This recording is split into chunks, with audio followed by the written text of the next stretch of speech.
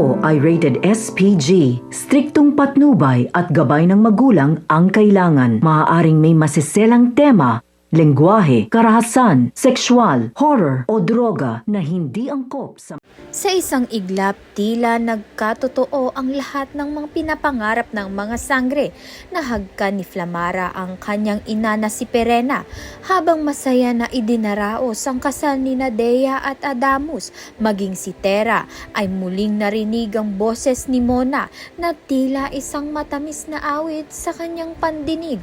Ngunit ang lahat ng ito ay panlilinlang laman ni Gargan. Ginamit niya ang kanyang kapangyarihan upang lasunin ang kanilang mga puso at ang huwad ng kaligayahan.